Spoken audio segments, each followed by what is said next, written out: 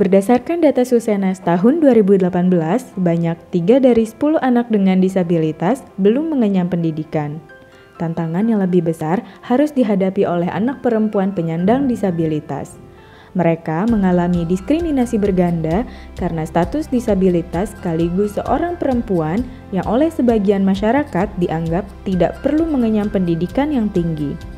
Pendidikan inklusif dapat menjadi solusi untuk permasalahan ini. Pendidikan inklusif memenuhi layanan kebutuhan yang unik bagi tiap individu, meniadakan rintangan yang dapat menghalangi setiap anak untuk hadir, serta mendorong anak berpartisipasi penuh di sekolah. Peserta didik penyandang disabilitas memiliki beberapa ragam. Salah satunya adalah peserta didik berkesulitan belajar. Kesulitan belajar spesifik merupakan salah satu keragaman kebutuhan khusus yang bisa kita temukan pada seorang anak.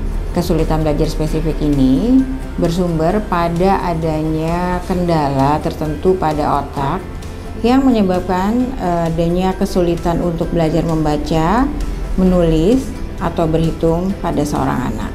Nah, kendala pada proses belajar membaca, menulis, dan atau berhitung ini bukan disebabkan oleh kecerdasan mereka yang rendah atau di bawah rata-rata, bukan juga disebabkan oleh adanya gangguan mental, bukan juga karena adanya kualitas pendidikan yang rendah atau kondisi sosial ekonomi yang tidak menguntungkan, dan juga bukan disebabkan oleh adanya gangguan sensorik.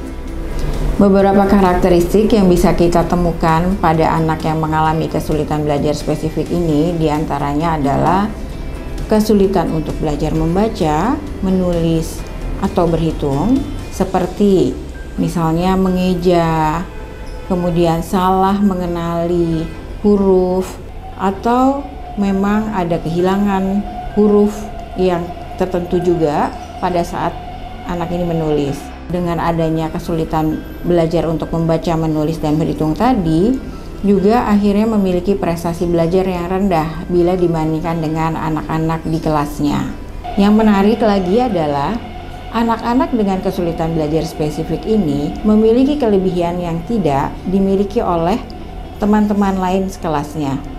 Misalnya mereka memiliki kelebihan yang menonjol pada kemampuan untuk menggambar, kemudian membuat kreasikan sesuatu dalam bentuk objek 3 dimensi, membuat bentuk-bentuk yang unik, menciptakan ide-ide yang baru.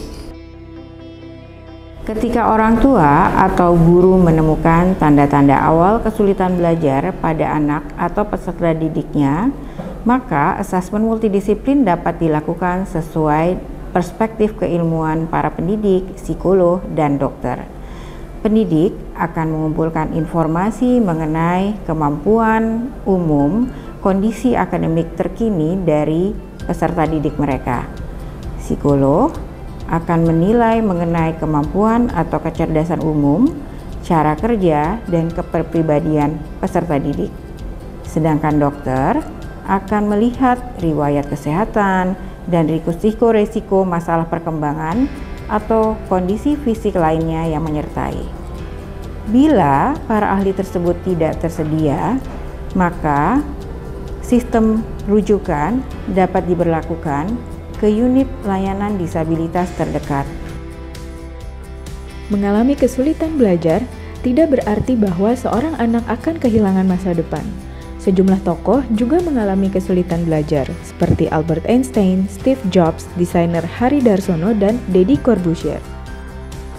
Beberapa hal yang perlu dilakukan untuk mendukung pembelajaran anak berkesulitan belajar adalah penggunaan media belajar multisensori atau yang dapat dilihat, didengar, diraba, dan dialami langsung, menggunakan alat bantu belajar seperti penggaris, pemberian materi secara konsisten dan bertahap, membangun diskusi, serta mencari tahu minat bakat anak. Saya merupakan ibu dari seorang anak yang berkesulitan belajar. Hambatan anak saya khususnya dalam hal membaca dan menulis. Kala itu, guru mengatakan pada kami bahwa anak kami belum dapat membaca dan menulis dengan lancar dan tertinggal dari teman-temannya. Melalui asesmen yang dilakukan bersama dengan guru, psikolog, dan dokter, anak kami didiagnosa mengalami kesulitan belajar. Saya percaya anak saya akan tetap bisa belajar dan berprestasi di sekolah, terutama mendapat dukungan dari para guru, psikolog, dokter, dan terutama dari teman-teman sebayanya. Sebagai dokter, saya berperan untuk melakukan asesmen medis untuk mengetahui diagnosa pada anak. Saya bekerja sama dengan psikolog dan guru untuk memberikan asesmen yang komprehensif atau menyeluruh. Asesmen sangat dibutuhkan untuk menegakkan diagnosa kebutuhan khusus pada anak. Diagnosa yang tepat akan membantu anak mendapatkan layanan yang sesuai dengan kebutuhan.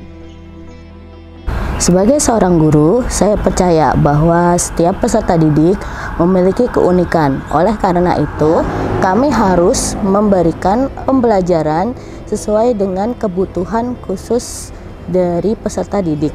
Salah satunya adalah anak-anak kami yang didiagnosa berkesulitan belajar. Dalam keseharian, kami memberikan pembelajaran kepada anak mengikuti kurikulum modifikasi dan juga program pembelajaran individual yang disusun bersama tim dan juga orang tua. Sebagai psikolog, saya merasakan dengan dijalankannya asesmen multidisiplin, profil anak atau peserta didik dengan kesulitan belajar menjadi komprehensif. Kebutuhan mereka menjadi tergambarkan dengan lebih tepat.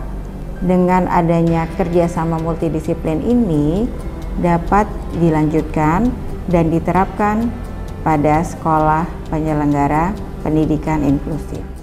Terima kasih sudah menyaksikan video ini.